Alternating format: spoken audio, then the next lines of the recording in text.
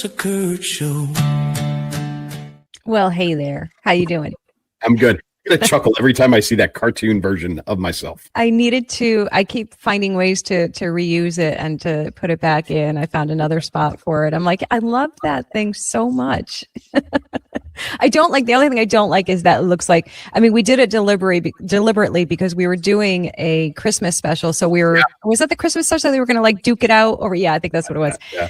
And, we just loved it so much, but generally speaking, we really don't duke it out like hardly ever. Like it's pretty rare. Yeah. Super rare. We probably should argue more. It'd probably be better for the show. Maybe, I think. I know people would like to see that. Isn't that sad that that's kind of what sells, so to speak, that, yeah.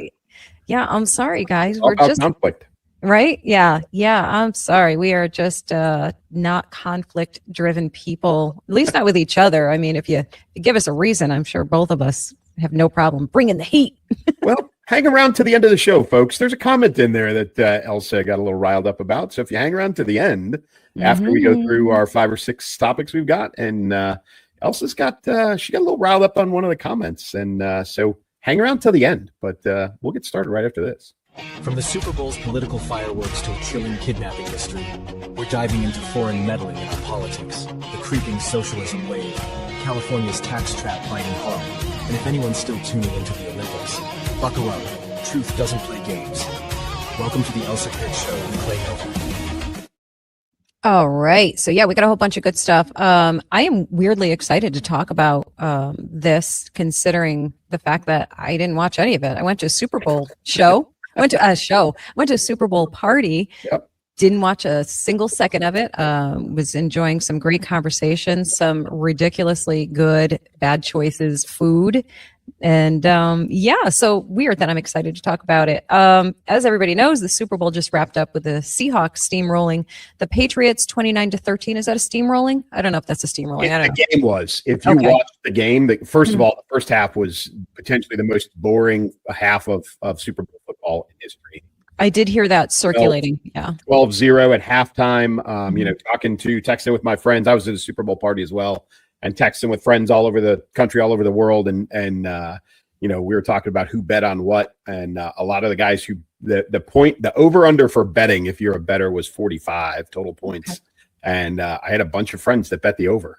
I said at halftime, I was like, probably not going to hit that. And they didn't. So, but the first half was boring, very boring. And then we rolled into halftime. How about that? Was there something interesting about that? Was it? Well, it depends on who you are and where you were sitting. It does very much depend on all of that. So true. The real tackle came from Bad Bunny. His little halftime show where he was waving the Puerto Rican flags and slamming ice, and people were twerking all up against each other and blah, blah, blah.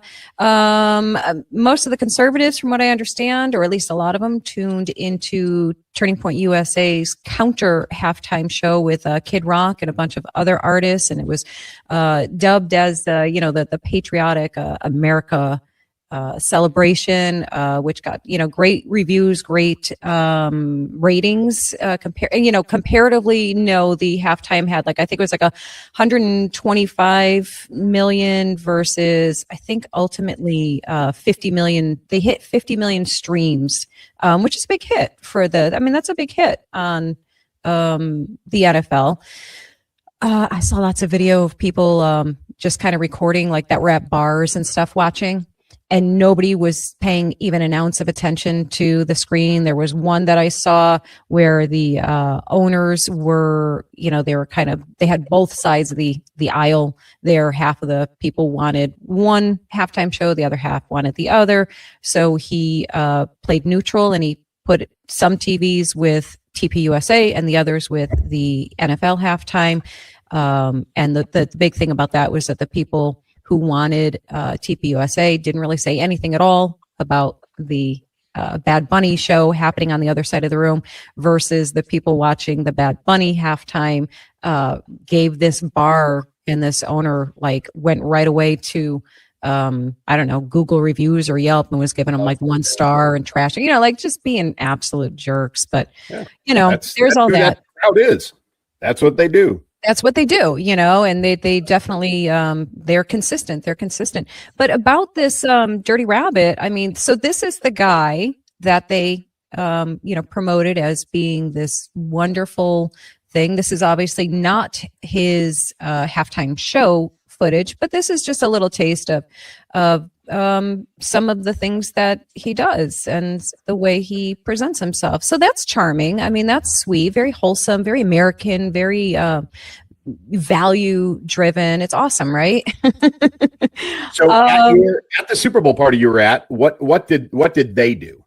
Ignored it. I mean, that was a perfect time. Everybody so we left like right around then. We were there for maybe like the first, I don't know, a few minutes, I guess, of that. But that was like kind of our like cue that we were ready to leave, regardless of the show. It actually had nothing to do with the show. It was just time to head home. But as we were leaving, I think there were maybe 3 people watching it. And I think just simply out of curiosity, like what's the big fuss all about? But mostly everybody used that as the time to like go for the bathroom break, to go grab some more food, to have your conversations, which in fairness is fairly typical, I think, of any halftime event. That's when you do that stuff. So this did not, let's put it this way. I don't think that this drew attention from viewers any more so than any previous show, and most likely even less. Here's the thing for me. The obvious is that the whole spectacle alienated fans, which I think is profoundly stupid. And instead of using this opportunity to unite people, like here's a crazy thought, let's do something that unites everyone. Let's do something that's totally neutral that everybody can get on board for. Like, I don't know what that is at this point in time, but at least make the effort. Instead, they double down. They're like, we're going to do whatever we can to offend and bother at least half the population, half of our viewership, which is so weird to me. Like you're trying to piss off paying patrons. Like it's such a weird choice to me.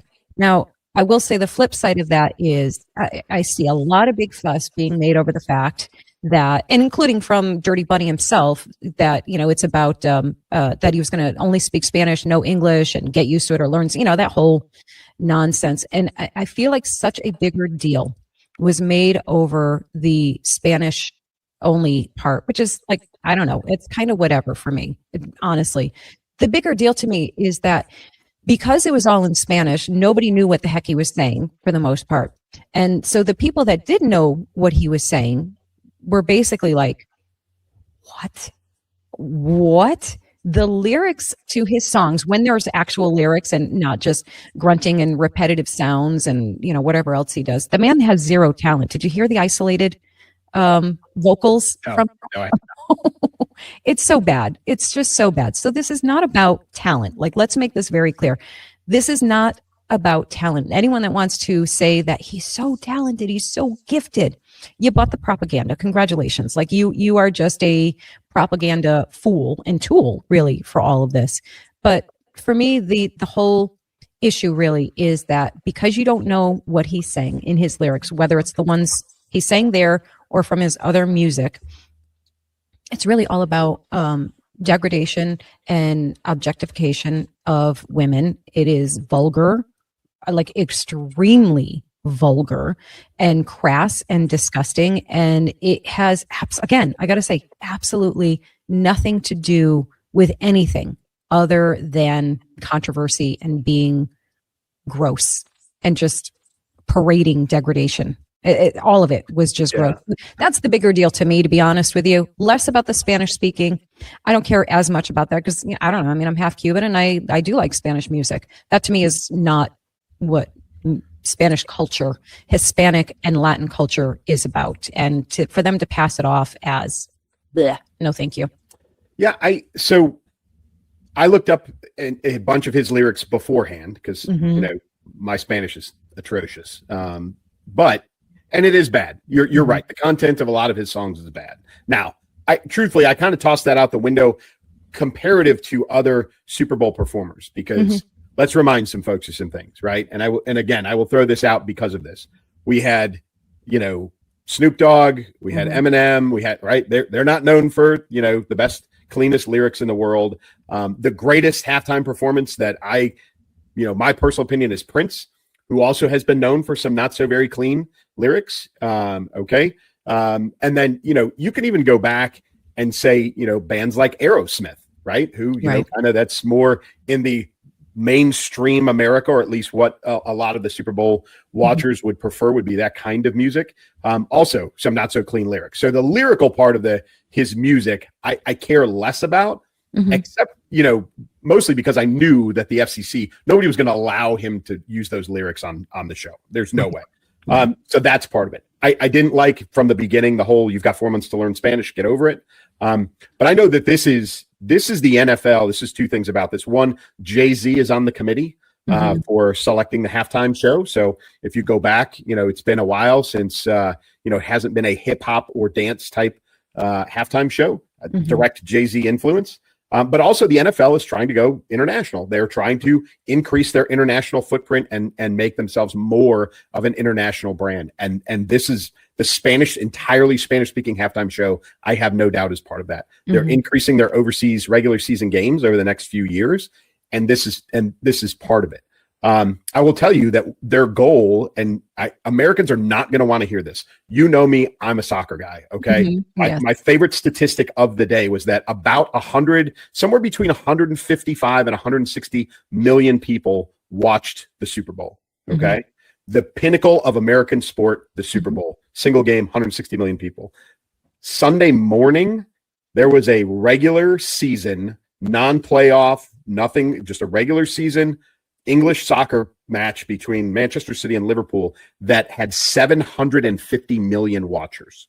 What? Okay. What? So yeah, no kidding. And that's not an exaggeration, folks. You can look it up, but that's reality. Wow. Okay. Those are the numbers that the NFL is chasing globally because they want to become that big. And I think that this selection of Bad Bunny in an all Spanish, they're trying to draw more of an international audience. If you saw the inside of the stadium, have you seen any of that film footage? I've seen a couple clips on TikTok. One, dead silent. Yeah. There was nobody cheering. There was nobody singing along. There was and also nobody dancing. I saw I saw probably 5 or 6 different, phone scans. And I saw across those 5, maybe 7 or 8 people actually dancing along. Right. Everybody else stock still, not understanding anything, not singing along. And it was dead silent. So inside the stadium, it was a disaster. But the Super Bowl party I was at was they turned on TPUSA.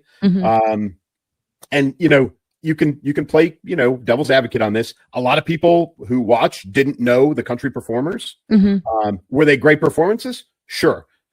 Did most people know their songs or know who they were? No. And that's why they had their name written in lights on the walkway so people knew who they were. The production value was not great. I did hear that. I heard that the sound quality was not. It was not great. And I heard today, and somebody please jump in the comments, but I heard today that Kid Rock admitted it was pre-recorded. Interesting. So I thought it was live. There were some sound issues, which I attributed to live performance, Sure. And it happens. But I did hear today that it was pre-recorded. I don't know if that's true or not. Interesting. But here's the thing is that Kid Rock was still singing when the game started. And now the Super Bowl party I was at, everybody was there to watch the game. Right. They did turn on TPUSA at halftime, but they were there to watch the game. Yeah. And they had picture-in-picture. And as soon as kickoff happened, boom, right back to the football game. They cut off the halftime show. Yeah. So there was a little bit in there that, probably could have been better. I think overall, I think it was a -5 plus 5 million, right? Sure. I think was the numbers I heard. So 5 million tuned out and went to TPUSA across all of the Rumble and YouTube and everything else. But like you said, most people just left it on and they went and did other things and they ignored it because that's what you do at halftime. That's what you do. So there's a false presentation of, however many 100 million people tuned into halftime to watch Bad Bunny. And I would tell you that is a pretty bad representation of what actually happened. Were there TVs tuned to the halftime show? Sure, there were. Of course. Were 150 million people watching? I would tell you no. Exactly. That's not what happened. So, and as usual, I mean, it's just another perfect example of both sides. of doing the same thing, all of the same thing. And I think that's where, and more, and listen, let me just preface by saying I am a die-hard conservative Christian. Nothing will change that ever. However, I will say I am pulling further away from just all the polarized and bandwagon things and all of those things. And I'm never going to be on the side of the left.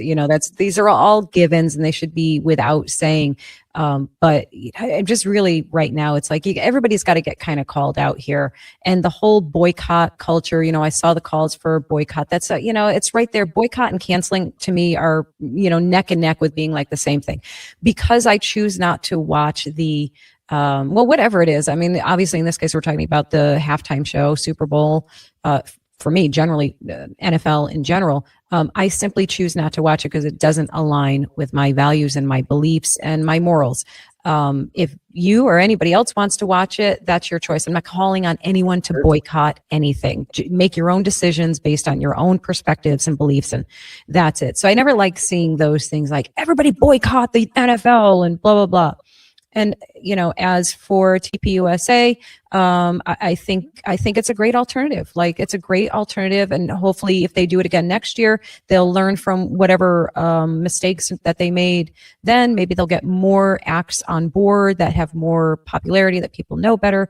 That's wonderful. But you can't win no matter what you frickin' do, because there were people widely criticizing the Kid Rock performance, because he started off with one of his hits that's pretty raunchy and rough, and then he ended up with this song that everybody's been talking about, and I'm already forgetting the name of it because I didn't watch that either, guys. I'm sorry. But I guess what people were missing about those song choices, they were criticizing the song choice, the first one, that it was inappropriate, that it was vulgar, that it was just as bad as whatever Dirty Rabbit was doing. But I guess the understanding is that he was giving a redemption arc. Here's where he started and here's where he's at now, which I think is a beautiful thing. And, as far as I'm concerned, as being somebody on the right, conservative, Christian, first and foremost, really, care less about small things and focus on the bigger picture, that here's a guy who, lived or maybe still does a certain lifestyle that maybe doesn't fit the image, but he is still somebody who is bringing people to Jesus potentially. So let's just be kinder and just be better than our counterparts. Just for once, can we do that? And that's kind of the place where I'm at with all of this. I just get exhausted from the hypocrisy and the BS and the fluff and filler that people keep inserting into every single thing. Ugh, just stop. Yeah, there's and we'll talk about this when we talk about the taxes in California, but just a little bit of a teaser, hang in for that topic. But this may be the last Super Bowl you see in the state of California under their current tax code. And we'll explain why when we get to that one here in a few minutes. Yeah. Well, if you want, we can even go right to that now if you want. Yeah, why don't we? And so, folks, we're talking about the impact of the current tax code in the state of California and what it is about to do to that state. We've already seen some indicators. There's a lot of Hollywood that has slowly been moving their, and I'm not talking about the people. I'm not even talking about the offices. I'm talking about the actual work and industry, because of California and their taxes and how they tax businesses and those things.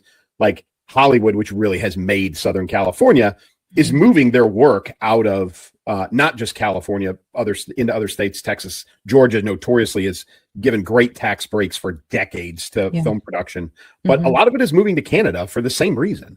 But the state of California, and touching back on the Super Bowl, we'll give an example. So the winning quarterback from the Seattle Seahawks, for winning the Super Bowl, was paid an additional $178,000. That was his performance bonus, or part of the winner's package that the league pays out. $178,000, because he was in California for 7 days, including the game. Right, the lead up. Both of the teams are all there, right, and they're there for the whole week prior to practice and press conferences and all those things.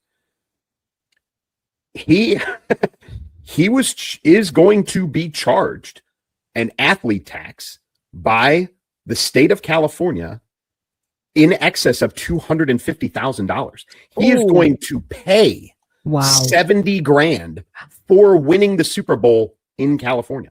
He's going to come out on the negative. And listen, that's the quarterback, folks. So every athlete on both teams, by the way, the Patriots lost the Super Bowl, right? So they're still going to, their income for being on the team is going to get taxed. And then their, whatever bonuses and whatever else they made is also going to be taxed. Now, that's insane. It's crazy. It's insane. Now, and on top of it, it may actually get worse because Seattle is in the same division. They played a game against the Rams and they played a game against, I think, the 49ers in California earlier this season. So add on 3 to 4 more days of being in the state of California, plus more income for them. And the state of California is going to tax them on all of that. So the Players Association is already speaking up about this, right? The union that represents the players, and they are already voicing their opinion that under the current conditions, they should never, ever play a Super Bowl in the state of California again, because the players are being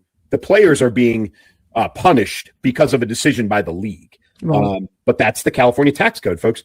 You've got other kind of issues going on right now. Do you know Valero gas stations? Right? So they are closing an entire refinery in the state of California. Whoa. And listen, folks, a refinery, like it takes a decade to build one of these things. And it is about two things. One, it's about their environmental policies, but it's also about the taxing of the company and the taxing because of the refinery itself. So Valero is just shutting it down, a whole refinery. And then I heard yesterday, late yesterday, that Mr. Zuckerberg, like many other billionaires, is leaving California. He is picking up and moving to the state of Florida because the taxing of the uber rich. And I know a lot of people out there are in favor of taxing the uber rich, but they're not obligated to stay there. And he is exercising his American right to go somewhere else. Absolutely. And now the state of California is going to lose all of his tax revenue. And herein lies the ironic stupidity of the whole hyper chant of tax the rich. You forget it's the rich who employ all of the poor or all of the middle, or whatever the case is. The rich are the ones who own the corporations that the people work at. So you're not hurting them, you're hurting the people who live and work there for them. So congratulations, you idiots, for voting these scumbags in who just keep taking and taking and taking. And by the way, mismanaging to a criminal degree your money, your taxes. Where do you think those taxes are going? What are they going to do? Have they rebuilt those neighborhoods that were ravaged by fire? How are they looking? How are they looking? Nothing. They're still trying to build that rail system, which is, millions, tens, hundreds of millions of dollars in debt. Haven't done a thing with it, right? So the question is, when is California really, and they're already paying the price, don't get me wrong, but when are these moves like this, like never bring the Super Bowl back here, right? And that is going to become very public to the people in the state of California to know that in San Diego, in Los Angeles, in the Bay Area, like this is never happening again. So that happens. And then you have the large businesses like Valero, right? They're picking up and moving. You've got Hollywood moving. You've got billionaires moving, and they're all leaving. And so the economic impact of all of this has not yet been felt by the state of California. They're in dire straits as it is, but it's going to get worse. They have a projected $18 billion deficit projected. $18 billion deficit projected. Nice. But there is a light on the horizon, folks, and that is because the state of California, when they do their political primaries, they don't do it by party for governor. They do it a little different in California.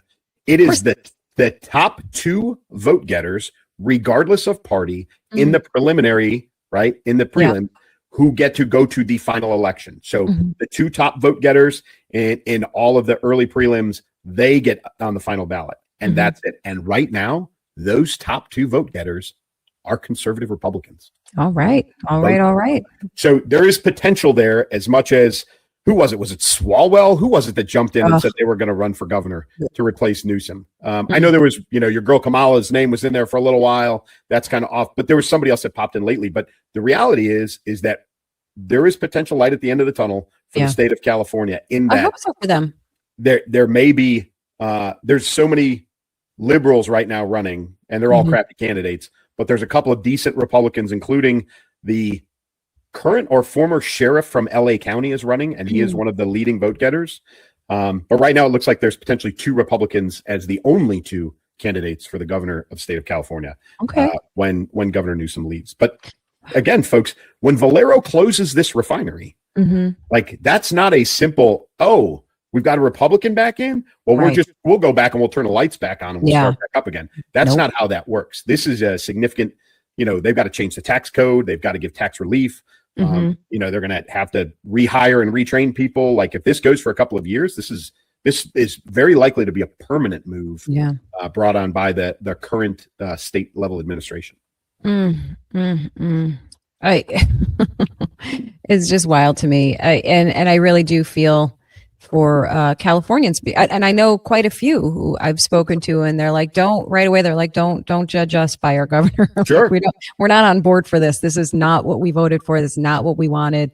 We even got, I don't know if you've seen this or if you would even know who he is, but he was a reality TV personality years ago. I forget the name of the show, some California based thing, but his name's Spencer Pratt. And I know who that is. You know who that is? He's married to Heidi Montag, and these are like reality star people from back in the day, the early days of reality TV stuff. And, they've made careers off of that, and good on them for it. But he and his wife, they lost their home to the fires, along with, of course, many other people. And he has gone full war paint attack mode on Newsom and the mayor there and all of them. And he's been uncovering these, he's just blown up on social media. And he's going after him, and he's making everything public, and he's calling him out on all of the things, this mismanagement, the lies, all of the things. And now he is running for, I don't know what he's running for. I don't know if he's running for mayor or what, but he's running for office in California. And I think he's actually picking up some steam. So good on him. And again, he falls into that Hollywood crowd, even if he's just maybe fringe considered. He's part of that crowd. And so he's another one of those examples that we've talked about before of people breaking away from that, lockstep mentality that they tend to have in that crowd. And he is making them nervous. He's making them uncomfortable, which is good. That's what you got to do. Yeah. And, California's been back and forth over the years, folks. There's been a number of in and out conservative governors that have done pretty well for themselves. And then, you have a flip flop. For whatever reason, and you get somebody like Newsom in there who's been there forever, longer than he should be, truthfully. And then you have decisions being made, and you get into a place where they're at now. And so I'm glad folks are going to step in and make a change. And I'm glad that hopefully they can save the state of California from its own self-inflicted wound and get things back on track. But we'll have to wait and see. Keep an eye on that governor's race in California, folks. Listen, that's no joke for the rest of the United States. People are worried about New York, but California is like, it has its own economy. It is, and access, obviously the ports and everything, access to trading through the Pacific and all that is a big deal. So we need California to get its act together. Yes. And we'll have to watch and wait and see what happens. Yeah, it'll be interesting for sure. Let's move on to, my goodness, this whole thing is so crazy. It's so crazy. And I know there's a reasonable number of people, and I've heard this and I took a little time to contemplate it, that were like, why is this national news? Why is this taking so much of the news cycle? 84-year-old Nancy Guthrie, which is the mother of Savannah Guthrie, she vanished from her Tucson home in what they're calling a brazen abduction with ransom notes, demanding $6 million and chilling. So the doorbell footage is very disturbing. I don't know if I don't have that on here. It is, watching that footage, it's like, it does give you chills. But it shows a masked gunman tampering with cameras, and her family, Savannah and her siblings, have been, on the news, reading, prepared statements, requesting for their mother's safe return. Lots of speculation going on. Lots of false. Were those ransom notes determined false? So there were some that were false. Yeah. Okay. They have discounted completely. But there was, I heard today, the ones that they have taken seriously. There was, I saw a headline that said a payment was made to the account. So it sounds like maybe there is some money being exchanged in hopes that Nancy Guthrie is returned. But I know there were some fake ones out there in the initial part, which, somebody's just trying to make some money off of somebody else's bad plan. But it is what it is. Yeah. Important to note here, guys, like we always try and remind you, we are recording on Wednesday. You will see this on Thursday. A lot can happen between now and then. So if you're saying something more has happened since, as you're watching this, it's because we recorded the day before. So don't yell at us in the comments that we're wrong. We very well could be at this point. So we're telling you the information that we have up until this point right now. I want to know what you think, like to the people who are saying things like, stop making this national news. Like this is the most important thing because it's the mother of a celebrity and blah, blah, blah. What do you have to say to that? Because I was like, I get what you're saying. I get that, there's so many things that happen in the world that are as tragic and awful and don't even get a fraction of the news cycle attention. What are your thoughts on that? So I would tell you have to ask yourself why. Why is it national news? Yeah. And listen, I've been seeing it and hearing it literally from all kinds of people that are like, God, I wish that there's other things going on. Is there not another news story? Why do they keep talking about this? And it's a valid question, but you have to look beyond that and actually ask the question and try and think through why it is getting as much attention as it is. And I will tell you, I personally don't think this has anything to do with money because let's be honest, every newscaster has parents, every newscaster has family, there is a reason why Nancy Guthrie specifically was kidnapped. And I am telling you, my gut feeling is it has nothing to do with $6 million in Bitcoin. Okay. Right. The story that people are not talking about is who Savannah Guthrie's husband is. Yes. And if you haven't done any investigation into this, you need to. Savannah Guthrie's husband has been associated with the Clintons for decades. Decades, people. Okay. He is he's been labeled as a fixer for the Clintons and has worked in multiple administrations or advised, been a consultant, multiple administrations, multiple people within the Democratic side of politics. Anybody who ignores that fact and continues to say, well, I don't understand why they, kidnapped this old lady, what is it? I get it. Her daughter's on TV, but who cares? Right. I'm telling you, my gut tells me it's got nothing to do with Savannah Guthrie being on TV, how much she makes from whoever it is, NBC or CBS. And it has everything to do with who she is married to. Okay. And so again, folks, look up her husband because he has been decidedly quiet. Although I did just see he finally made a statement about this, and I don't know what it is because it literally just hit my phone a few minutes ago. But I've been saying all along that this doesn't make sense. This kidnapping. I know it's an expensive house. Okay, fine. I know it's an elderly woman. Okay, fine. But nobody would just randomly kidnap her and assume that there is money to pay a $6 million ransom. Right. They asked very specifically for $6 million in Bitcoin. Like this was done well. And I know people are watching the Ring camera footage or whatever it is, and they're saying, well, this guy's a buffoon. He tried to cover the camera with some brush from the flower bed and whatever. Again, think beyond that. There's a lot of things going on. They were looking at cameras on rooftops. They were inspecting the manhole cover behind the house. My gut tells me this is professional. It's not haphazard, but it also is associated with Savannah Guthrie's husband, who again worked deeply for the Clintons for a very long time. Yeah. And if we have learned nothing from the Epstein file dumps and everything associated with it and the lack of accountability from bad actors thus far, it's that just about everything is a smokescreen. Everything we see is orchestrated to be what we're allowed to see. So, take that, put the drawing of a tinfoil hat on my head if you want. I don't care. When you start to when you start to know too many things about the ways of things, it's you can't unsee it and you can't unknow it. And I would rather be oblivious to all of it, to be honest with you. I would rather be just as clueless as everyone else. So knowledge may be power, but it's also really disturbing, to say the least. So, yeah. And when you think critically about this and you say, okay, well, there was a deadline, right? There was an initial deadline for the ransom, which passed. Right. And then when it passed, normally, listen, folks, when kidnappers threaten something and it has to do with the ransom timeline, they're either prepared to do it or they've already done it. Right. So the ransom timeline passed, and then within 24 hours, they released the footage from the Ring camera. So somebody in law enforcement, and listen, folks, FBI's hostage rescue team, their HRT, which is one of the best in the world, it's already on site in Arizona. But they've decided that the risk of publishing that film footage was worth the risk. Yeah. So they're either assuming that these kidnappers are not going to kill, Nancy Guthrie, or that they have already killed Nancy Guthrie. But either way, they've done a risk assessment to say it's worth the risk to get the photos out. And so you got to think beyond the, God, I wish they would just turn this off, because like you said, it's associated with something.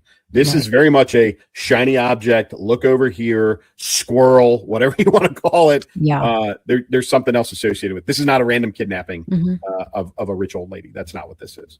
Yeah. Yeah. The tip off, guys, for the question of, is this a psyop?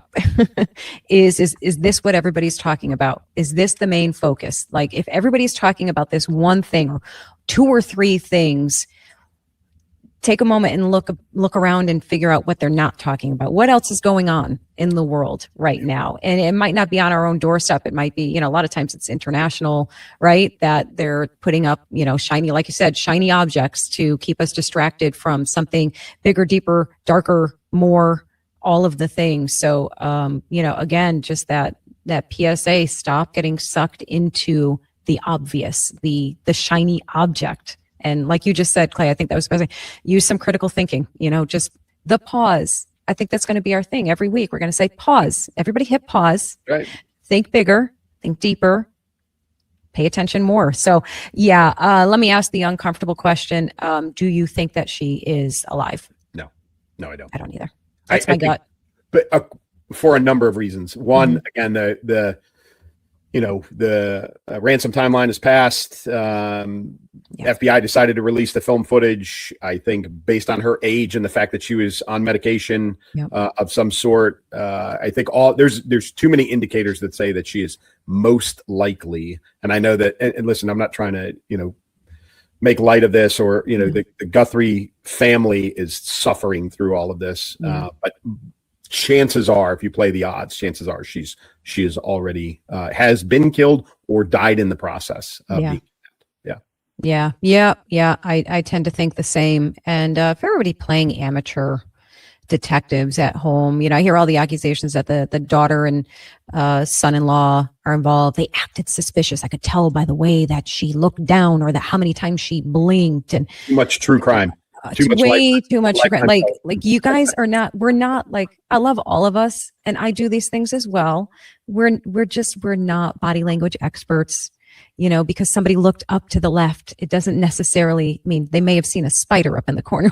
You know what I mean? Because somebody blinks. Guys, I wear contacts, and I just for example, and I've watched back our playbacks, and sometimes I'll see myself blinking a lot, and I'm like, oh my gosh, that looks awful. So much blinking.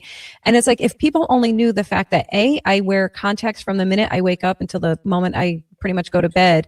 And as I'm doing this broadcast, I'm looking into a camera right this very second. And right behind that camera is the brightest, most obnoxious light. And every time that I look up at this camera and then look down, all I see are spots. So just so you know, so if you see me blinking, it doesn't mean I'm nervous. Doesn't mean I'm lying. It means I can't freaking see, guys. Okay. So calm down. Nobody, as far as I know, nobody has said that in the comments, but I noticed it myself, and it made me think of this, and it kind of made me laugh. But yeah, listen, could that be the case, that they are involved, that this is something way smaller? I mean, sure, anything is possible in this world, but let's not traumatize this family any more than they already are at this moment. I mean, come on, wait. Also, we'll wait. One last note, and I know I'll catch a little bit of crap for this too. The sheriff himself has been under a lot of fire because he went to a basketball game on Saturday night and some other things. And, the expectation by a lot of people is that every single law enforcement officer in that county and probably in the state of Arizona and probably from the entire FBI should be focused on solving this. You can't operate like that for a lot of reasons. Right. One, that guy, after this is over with, that guy still has to be the sheriff. Okay. He can't run 24 hours on coffee and nicotine and hate, until he collapses or until this thing is resolved. This is his job every single day. And there are a lot of other things going on every single day. And he knows and understands that there's a long game to this for his own sustainability. So the fact that he eats dinner or takes a break and goes to a basketball game, he's a human being on top of everything else. And I know he's taken a lot of crap in the press and on social media. And I would tell you that if you think that you can sustain like that, give me a call, because I have lived and operated in some of the worst environments ever. And I will tell you that no one can do that. I don't care who you are. No. So cut the guy some slack. Just be realistic about your expectations of who he is. Yeah. Good on you for pointing that out, because it's just absurd. Again, lack of critical thinking. So just stop, people. Stop with the nonsense. What else we got? Let's move on to this one here. I'm putting that right on you, Clay. Go. So the question, folks, is, we worry, about, or we worry about, especially like Russiagate was the thing, right? It was about influence peddling and affecting foreign entities, affecting United States elections, right? And we had, Mike Flynn got in trouble. He got, he got drug in. President Trump got accused. We all know that it was fake now, the dossier and all that crap, and Secretary Clinton, everything that she was responsible for. That does not remove the fact that there are foreign entities, businesses, foreign governments, and foreign individuals who influence our politics on a daily basis. You can talk about, and top of everybody's list is George Soros. He's the easiest one, right? Yeah. We see it all the time. We know his son is here. We know that, his son is a U.S. citizen. We know that he spends most of his time outside of the United States, probably for his own safety. But he's not the only one, right? We know that China has bought a significant amount of property within the United States. We have got foreign owned companies that operate inside the United States. We've got donations coming in from the Middle East, into our political process, donors and donations from corporations and individuals, right?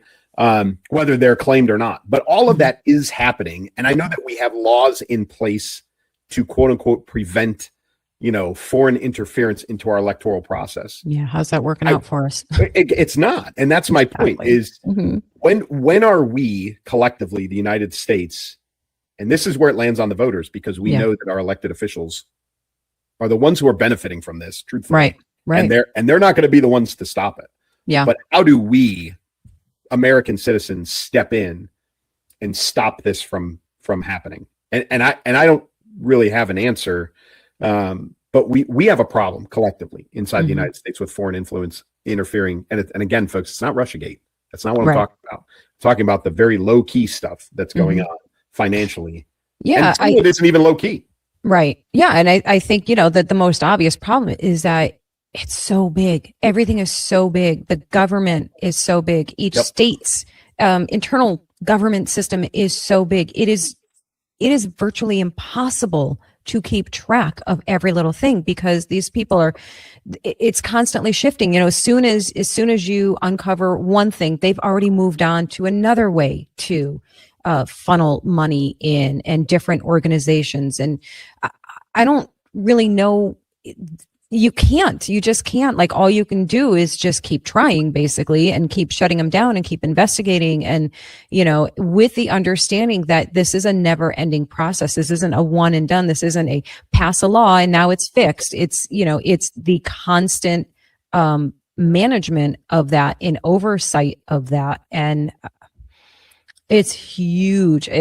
I just read in my notes that our politics are flooded with over $2.6 billion in foreign money, which is being funneled through nonprofits, which nonprofits crop up every minute of the day, like every minute of the day. So how are you going to investigate, and monitor every single one of those. We just simply don't have the manpower to do that, and that's what they bank on, obviously. But these are what are fueling the anti-ICE protests, and of course the left-wing chaos.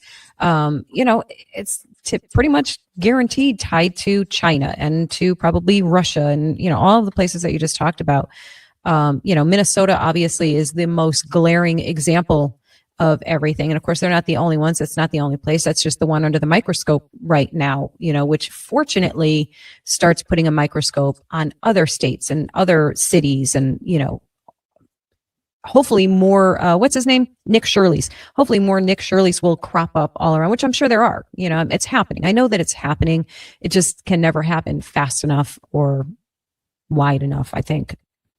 Yeah. And really, unfortunately, what this takes is a massive election law reform, right? We need reformation, like literally take all of the election laws, throw them out the window, start over again, maximize donations, eliminate donations. Like this is going to have to be a 180-degree turn. The problem is the people who would vote on and pass these laws are the people who are going to be punished by voting on and enacting these laws. So, we collectively, it has gotten we have allowed it to get out of control. And our, I think step one is term limits. It goes back to that as it does all of the time on so many different issues. But I think it has got to turn into some sort of, mandated, you cannot accept donations over X amount of dollars. You cannot accept donations. And we have those in place. I think the caps have to come way, way down. Yeah.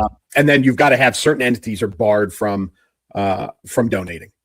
So I think, and again, folks, I know these laws exist. I know they're in place. One, they're not being enforced as they stand, but also they're way too open and lenient. And that's why, like Elsa said, they find a new way around it. As soon as a loophole is exploited and then it's found and then it's shut, they just find another loophole or they just start all over again from scratch. And it just becomes, but I think the answer is one is term limits, and two, they have to be much more restrictive. We've got to close as many of these loopholes as we have, because listen, folks, most of the donations going to both of our political parties, as you said, was at $2.6 billion. $6 billion. Yeah. Right. Those are not, that's more than what they're getting from American citizens. Yeah. Yeah. And that's absolutely. part of the problem. Yeah. And I would add a number 3 to that, which would be way, way harsher penalties and consequences for that, life imprisonment. I don't care what you do, but make it so severe that it scares the daylights out of them from doing it. And that's what you have to do. I mean, there has to be this is the most basic understanding that we have to our core, that if there is a consequence to our actions, there is a deterrence to our actions, right? I mean, so yeah, that would be my addition to that. But I agree with you completely, Clay. So, it's on all of us to pay attention to, again, discernment, critical thinking. We've got to. It's a pain in the neck. It's not fun to see, if you're donating, if you're somebody who donates to organizations, research that organization, know where the money's going, know what they stand for, know all of those things, all the way down to the, products that we use, the things that we buy, the things that we purchase, know where they're coming from and what they support. And as best you can. You can only do as much as you can do. And, you start with, and I think that's a question we all ask, including myself, like, where do you even begin? Where do you start? Well, you start in your own little corner of the world and do what you can do in your space, right? And so, transition to the next topic, folks. When we allow these things to happen inside the United States, the result is we get things like this. Not that long ago, inside of my lifetime, inside of your lifetime, socialists were basically on par with criminals in the political system within the United States. Like, being a socialist was, you go back into the 50s and 60s, like it literally was Joe McCarthy, like, going after socialists in a criminal sense. But we've got socialism creeping, as it says, into America. And everybody knows Mamdani, right? And I would argue that he's more a communist than a socialist, but he's probably the most visible. But what people aren't necessarily seeing is that the mayor of Seattle, other coast, socialist, right? You've got socialists in places that in local state level governments that are on the rise. New Jersey is big, right? There's a huge increase, and you can, kind of attribute some of this to association with Mamdani, but Right. New Jersey's big increase in socialists. Minnesota, obviously, in socialists, but it is cropping up in some places that you wouldn't expect. Some of the states on the east, southern, like in the southeast, like in the Carolinas, you are starting to see these things crop up, socialists at local political levels, and that's where they get their start. But it's disturbing. It should be disturbing for all of us that in our republic, democratic republic, let's keep that in mind, based on capitalism and Christian values, we have socialism on the rise in the United States. Yeah. And it is, I think, the biggest criminality of all of it is this thing right here. Oh yeah. And we all need to be worried about this, because if this continues to grow and we start getting this at a national level, we have some problems. Because as an example, Mamdani just yesterday instituted, I think it's called the New York City. It's got to do with their Department of Health, right? Which under the mayor of New York City, the New York City Health Department of Health, they have a council or something like that. You would think it's focused on the interior, right? On New York City. And what it is talking about global issues. And the first thing they did was came out and they, went after Israel. It's New York City. It's their health department. Right. Like, why in the world are any of them worried about what's going on in Israel? Right. But this is what you get, is you get a local level, I get it. It's the biggest city in the country, but like their health department should not. And if you're from New York, you should be worried about this, because they're spending your taxpayer dollars worried about what's going on in Israel, right? Inside the city of New York. That's a problem. Yeah. Right? Yeah, absolutely. I mean, they have their playbook. They have the whole playbook of what they do. It is so, I almost want to say cliche, but they do the same thing every time. It's the same result every time. Promise big thing. Well, first of all, let me take that back a little bit. They indoctrinate the youth, the kids. They stop educating them on real history and real economics, basically, which is huge, obviously, and history, of course. So they lie to them. They don't know any better, so they believe it, and they are taught what to think, not how to think. So you start there. So you got the youth, the children, as Whitney said, the children are our future, good or bad, right? Yeah. So if you're in control of their minds and what they think, you are already ahead. So you've got that. And then once they've got them hooked and listening, you start promising them all the things, and you start saying, they don't want you to have this. How come they all have that? That's not fair. And these kids, they don't know any better. And of course, I don't even know what to say with the adults, the grown ass adults that buy this hook, line, and sinker. They're just fools. I don't know what Kool-Aid they were drinking, but obviously some bad stuff, some Jim Jones kind of crap. But that's what they do. So they sell this big, bright, shiny, beautiful package of free this and free that, and everybody gets to do the same thing. And isn't that so much nicer? And then, like Venezuela, they get in and they collapse and destroy everything. And by the time everybody realizes it, what's happening, it is too late. You are destroyed, and it will take you decades to come back from it. And that's the goal. That's the goal. Yeah. And listen, folks, again, this, I know this, we talk about it. Socialism has failed everywhere it's been tried around the world. America's not going to do it better than everybody else, and it's not going to be okay. And I am a firm believer in the old adage, you can vote your way into socialism, but you have to shoot your way out of it. And it's the end. That is what will happen if we continue down this path. We as Americans cannot allow socialism. I don't care if you're a Democrat or Republican. I really don't. We can't allow socialism to become the norm anywhere in this country. We just can't let it happen. Yeah, absolutely. Those are words to live by right there and to remember. And let's not make those words haunt us. Let them be a little rally cry. It's not going to happen. So word to the wise, guys. So that's a good one. Let's talk about this here. We're getting towards the end here, but I want to touch on this quickly.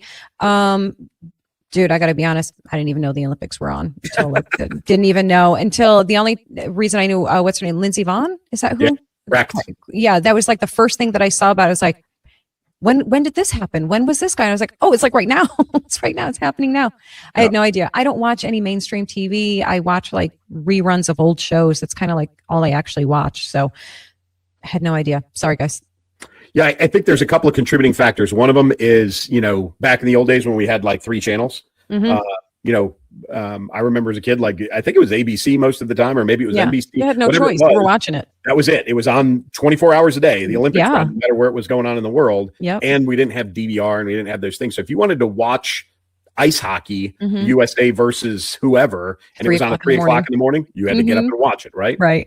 But there were other things, like you used to go into McDonald's. You remember they used to have the board that tracked gold medals by country, right? Yes. I think that was more summer than winter, but there was all of those things because we didn't have 5 million options. Right. We had the newspaper, we had 3 channels on the TV, there were no smartphones, there was no internet. So our access to information now, like nobody watches the games anymore. They just watch to see if we won. That's really what it boils down to. Right. Catch a couple highlights. Yeah. Right. But also you've got a lack of, in this country, national pride, and it's coming out by our athletes. We've had a number of athletes, some skiers and some other folks who have said flat out, I'm not cool with America right now. I don't really support, I'm here for my friends and my family. I'm not really here for the country. And there's a lot of backlash going back and forth, from other athletes that are there, from former athletes, Micah Ruzioni from the old 1980 Olympic hockey team, that basically said, if you're not there for the USA, pack your crap and go home. I love my hockey players. Right? I love hockey. There's a lot of that. But I think, we have lost, the United States has lost the focus and emphasis on the Olympics. It's been overshadowed by pro sports. There's a million reasons why we don't care about the Olympics anymore. And so it's suffering. We touched on it a couple of weeks ago, maybe it was last week, when we were talking about college funding, NIL and so we're starting to lose some of those Olympic sports in college, at college level competition. So overall, I think we are losing the love for the Olympics, with some exceptions. People will always love figure skating. Yeah. Personally, but people love it, right? Yeah. We love, certain things, certain sports, both summer and winter Olympics, that we always pay attention to. But I think overall, the United States, we don't care much about the Olympics anymore. Right. We really don't. And from the conservative, or this conservative's perspective, listen, we have ideology fatigue, we have wokeism fatigue, and it seeps into everything, and everything that it seeps into, it destroys. It absolutely destroys. And this is another case of it. I was reading up on it. Like I said, I had to read up and see what was going on. And of course, it's plagued with, controversy and trans this and trans that and everything. And it's like, once upon a time, we used to rally around the Olympics because of obviously national pride and all of that. But it was a in a good way, a spectacle and a celebration of excellence, in their lane, their field, their sport. And we watched for that, like, to be so proud of our country and to admire and respect the talent and skills and dedication that it takes to be able to do the things that they were doing, whether it's figure skating or whatever else, all of the things. And now it's all political BS. It's all culture wars over this and that. And listen, the 1980 Olympics, when the boycott happened, right? The United States boycotted the Olympics. That was massive news. There were athletes that for decades beyond that were like, listen, I was at the peak of my game. I was on the 80 Olympic team, and then we didn't go, and it was resentful. But it was huge, right? That was a massive news story. I think now, because like you said, it's fatigue. Everything is so political. And listen, you go back to the 60s, Olympics, you had the African American, the Black Power, right? A little political statement.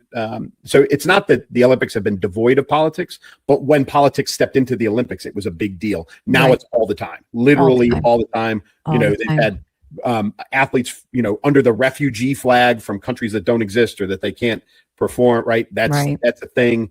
And you can even go so far to argue, Puerto Rico, U.S. territory, who is, they argue all the time that they want to be part of the United States. They perform and compete separately from the United States at the Olympics. Yeah. Right? So explain that one to me, right? Again, it's political, whether you agree with it or not. It is political. So I think that has stained the Olympics as a whole. And I think that's why we are tired of it. And I think between that and the access over the phone, specifically, I think we've lost the love for the Olympics. Yeah. Literally every public industry is polluted now. Entertainment, sports, you name it. the most obvious, news media, everything has been polluted by division, really, and the sowing and selling of division. That is what, if you want to break everything down to a very basic problem, that's it right there. If you are a musician, take a lesson from Elvis Presley, who said, I'm just a singer. I'm just a music man. I just perform.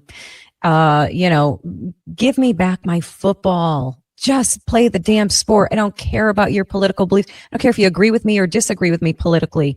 I don't want to know. I would rather just watch you excel and be the best at what you do and compete against other people who are the best at what they do or in their, capacity.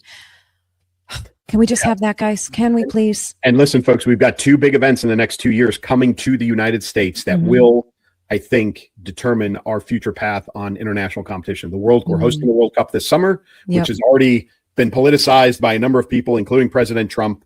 So that is, that's coming up very, very quickly. But also, we have the Summer Olympics in 2 years. Yeah. Our response, our participation, how we act, and how we pay attention to the Olympics in 2 years that are going to go on here in the United States, I think is the greatest indicator of all on what our future path looks like, because we go into I don't care mode in the 2028 Olympics that we host. I think the Olympics are forever lost in the United States, unrecoverable. Yeah, I think that's sad. From just if I were to even just bring it down to nostalgia, like just from that, like it's sad. It makes me feel sad because I do remember watching, and then I actually remember being annoyed with the with the sports that I didn't care about. I was like, oh, this is the only thing that's on. I remember that, but it's okay. I would rather go back to that. When you look back at things, it's like, oh. So I don't know, guys. I guess our goal here is to not to succumb, as I often do, to the apathy of it all, because they just wear you down, and that's not a good place to be. So, care less about stupid things and care more about meaningful things. I mean, that's how I would sum it up. Speaking of, let's go to our last one real quick. Our comments. So I'm going to start with a rant and end with a rave, if that's okay with you, Clay. Good. I like it. And I did not want to miss a single point, so I pre-apologize to you guys. I'll be reading probably a good bit of my. You have a prepared statement? I have a prepared statement here. Oh. Yes. I knew you were not happy, but wow. All right. Yeah, because it's emblematic of a widespread thing. So here is the comment. This was on our video, or technically our reel from last week's show, talking about it was my strongly stated opinion that ICE agents should be permitted to keep their masks on up in protection of not only themselves, but even more so their families, because they were being targeted by these raging lunatics. And I would say probably 98% of the comments that I saw across multiple platforms were in agreement with us on that. And then you have the stands come in with their absurd, cliche, typical statements. And for those of you listening and not watching, I'm going to read it to you. Stan said, wrong. It's not the fault of those against ICE. It's the fault of these ICE holes. He's so witty. Violating principles embedded in the Constitution, ! Are we supposed to feel sorry for these Nazis? Oh, look, the Nazis again. Well, that's original, right? Let's see. Are we supposed to feel sorry for these Nazis terrorizing our communities, breaking down doors, tear gassing innocent protesters, trespassing, breaking car windows and dragging citizens out into the street, kidnapping citizens and children, and defiantly murdering? I don't know if he's saying definitely murdering or if he meant to say defiantly, but whatever, that's what he has there. And so here is my response to Stan and anyone who agrees with Stan. So the first thing I'm going to address is that Stan gripes about violating principles embedded in the Constitution. So wrong, Stan, dead wrong. ICE follows congressional, sorry, my screen just closed on me. ICE follows congressional authority straight from Article 1, Section 8. They knock, they announce, and force entry only when fugitives resist. No rogue stuff, just upholding the laws we demand. That Nazi bomb that you dropped is pathetic, Dan. Nazis slaughtered millions in camps. Stan, you're going to get your name heard or said a lot in this, Stan. So Nazis slaughtered millions in camps. ICE boots out scum like rapists and child abusers.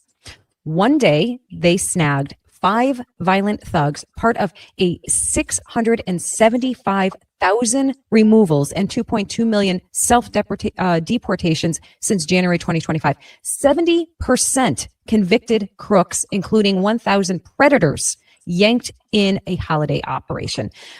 You're equating that to genocide. You sound absolutely ridiculous, Stan. You're terrorizing our communities is baloney. Neighborhoods thrive when ICE hauls off gangbangers and dodgers. Laken Riley's murder. How about that one? You remember that one? You probably don't, because you probably don't care about her murder. That's the nightmare from weak borders. And those Colorado radicals tipping off child rapists, Stan, they were tipping off child rapists. You must be so proud of them and yourself. That's despicable. So we've watched West Virginia and Maine spots reclaim safety after nabbing 650 plus threats and thousands more. Real terror comes from protesters chucking rocks and Molotovs, jacking agent assaults up 1,300% and death threats 8,000%. And you think that's okay? You think that's okay for them to get death threats? Okay.